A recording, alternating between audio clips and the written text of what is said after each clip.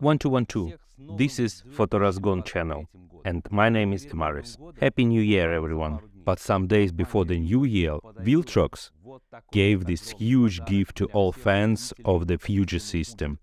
This is Viltrox 75mm f1.2. This lens starts a new line of the Pro series. It is a very similar model to other Viltrox lenses. It's also made from metal and with the same design. But here is the letter C, whatever it means. But the new one has the Pro nameplate on it. But overall the lens is very similar to its counterparts that came out before.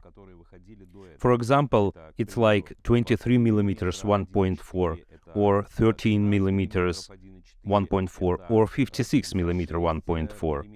So it's all very similar in design. But the Pro nameplate is something new. The lens itself weighs only 674 grams without the caps. And I mean only because it's so much glass and metal. The lens is completely metallic. The build quality is very good. Nothing squeaks. The mount is metal and the focus ring is also metal. This is the first lens from Viltrox with aperture 1.2. And in terms of full frame, 75 1.2 turns into 115mm f1.8. But f1.2 give us much bigger advantage when we shoot in low light. Everything is in metal except the hood. It's made from plastic. In previous lenses, let's say I have the 23mm f1.4 here, the hood is metal and it's quite light. But it seems that 75mm f1.2 has quite a lot of weight itself. The company decided to make such concessions and make a plastic hood instead of metal. Or maybe it was because of the price tag. The lens cost $540 in the American market, and the prices in Europe is here. And I think it's very good lens for that money. It gives us the superb picture. The sharpness at the open 1.2 aperture is just amazing. We've got a click on the aperture ring here compared to previous lenses in the same line. We've got that sound now. And if we take the previous lens, there is no such thing there. And of course, it's much better with the click, because it's less likely that you're going to knock your aperture settings. Also, next to the Pro nameplate, here is an autofocus mode switch. On top of all that, this lens, like all other Viltrox lenses, has a USB-C input on the back of the lens mount. It allows us to update firmware without any problems. We don't need any extra units, no extra gadgets, and no accessories. We just plug the USB cord into the lens, on the other end into the computer, and update with software. All works flawlessly. I've updated my lenses numerous times. It all works nicely, with no problem at all. It's quite simple. If we look at the size of this lens, we can see that it's just huge and heavy, especially for APS-C cameras. I have a Fuji X-E4 camera, and of course, on this camera, this lens looks quite ridiculous, especially if we consider the weighting. The lens itself is very heavy, and it's hard to hold the camera with one hand. But if we're shooting with, say, two hands, you're holding the camera with one hand and we can take pictures with the other hand. Then everything becomes much easier. But if you shoot with one hand, of course, it will be quite difficult. I have an extra case with a grip here, but if you take all the stuff off, the little camera will be much harder to hold. Of course, if we are talking about the Fuji's new cameras like the XH2 and the XT5, it's a little different because they all have a normal grip to hold the camera. They are bigger than my little camera. Also, some bloggers who have used this lens with these new cameras say that there is a bit of a problem with the focus.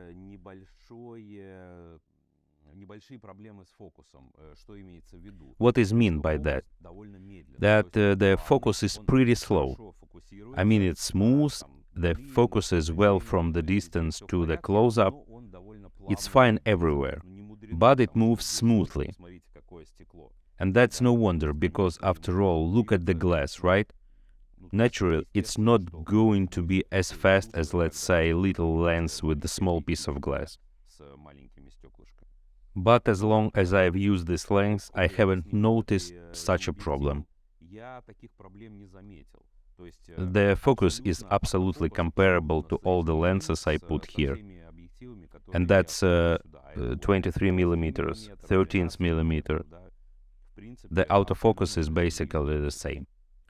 But an interesting innovation was also the rubber gasket. And according to Viltrox, there is protection against moisture and dust. There are O-rings that do not let moisture get inside.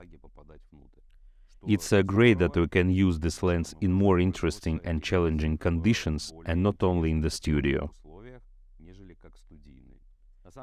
In fact, we can compare this lens to the 135mm f2.2 lens. They have a similar picture. Here it will be a little bit wider, because here it's 150mm. But in terms of use, we should expect about the same. In my photo shoot, I have found that sometimes there is not enough space to the model from the wall to get a good shot.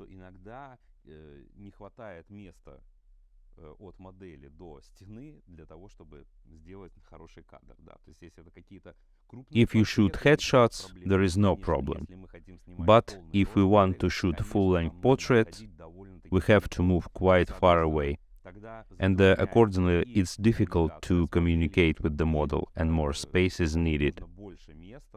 So outdoors, of course, it's not a problem. But if it is indoors, you still need more space to get a full-length shot.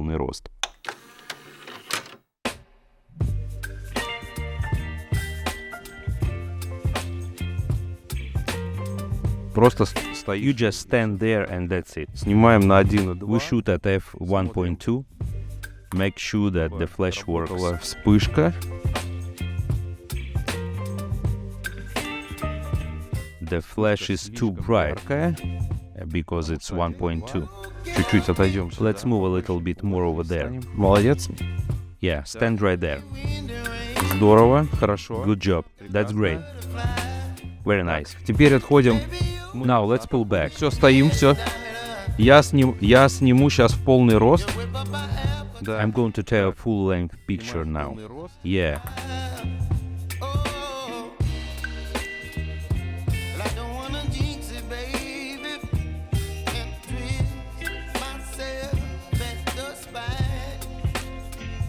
Так, знаешь, что мы сделаем? Okay, let's try to do some kind of foreground. Еще чтобы типа... Ага. Yeah, something like that. Yeah, that's great.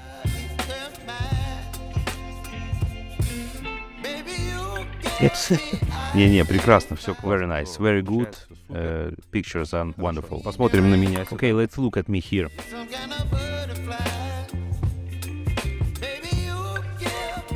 Очень нравится. Yeah, I really like taking pictures when you can't see anything. Так, Okay, замечательно. it's very great. Так, смотрим. So let's look this way.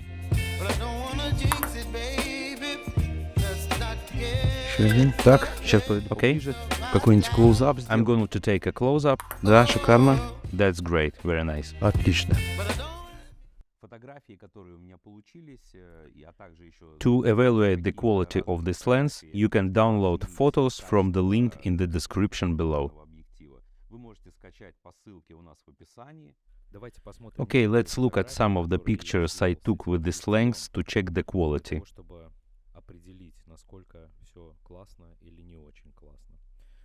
Almost everything I photographed was taken at an aperture 1.2, and we can see that the sharpness is just great. If we look at 100 zoom, we can see that all the details are present. It's cool, very nice. But here we have a situation. Since I have Fuji X-E4 and it doesn't have a built-in stabilizer, and this lens doesn't have stabilizer either, I've encouraged the following problem. That at this distance I still have a little motion blur, even though I've been shooting at 1.200 of a second. It's minor, but motion blur is present. If we look at sharpness, the sharpness is very nice. Everything is great. If we look at the bokeh circles, we see that they have no onion rings inside, and it looks very nice. But towards the edge of the picture, it gets so much flatter, like an eye. This tells us that we can get the swirly bokeh under certain conditions. Overall, it looks very nice. Here we can see the depth of field, and the background blur is very smooth. And everything looks very, very nice. If we look at the picture of the wall, we see that all the lines are straight. There are no problems with the barrel or any kind of curvature. And no wonder it's 115 millimeters. But of course there is a vignette, and the vignette at aperture 1.2 is quite prominent.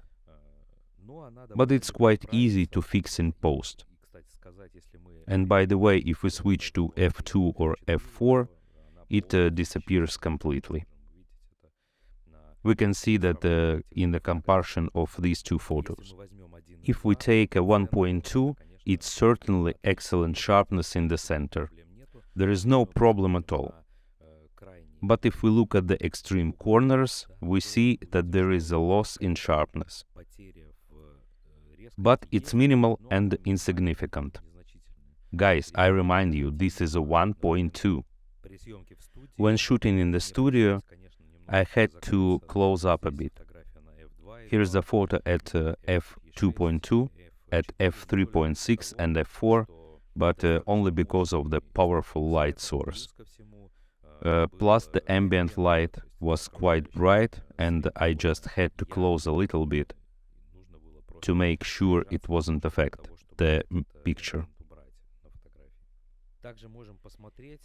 In this photograph we can also see how the lens behaves in backlighting. If we look, it holds the backlighting quite well. In this photo we can see that the contrast is present even if there is light in the frame. The only thing I got here, I was purposely looking for an angle where the light was falling at an angle to the front lens. And of course, here I got this flaring. But again, I was looking for this on purpose. If we look at this one, this is f8, this is photographed and f1.2, everything is great. The contrast holds up beautifully. And it's got a focus. Beautiful focus, sharp, and everything is great. If we look here, we see that there is almost no aberration. It's minimal for a 1.2 lens. Well, you could say there isn't any. There is one shot where I caught these, but again, it was me exactly trying to find some kind of angle where to get these aberrations. And here we can see that there is a little halo of green and magenta. But again, it's 1.2 at certain angles. And if we look at some other pictures, for example here, on the branches against the light sky, we see that there is nothing like that. Usually these are the most common photos where the aberrations show up right away. Here they are minimally visible. Well, you could say that there are none. Well, that was my review. I can say that this is my personal lens, I bought it, and I can say that I like it very, very much. The picture comes out just amazing. And I think it will be a good credit to Fuji to step up their lenses and make them as good, as high quality and as cheap as Viltrox. Subscribe to our channel, give us a like, meet us next time, and we'll review new lenses or talk about something else in photography on our next stream. So, have a nice day, bye.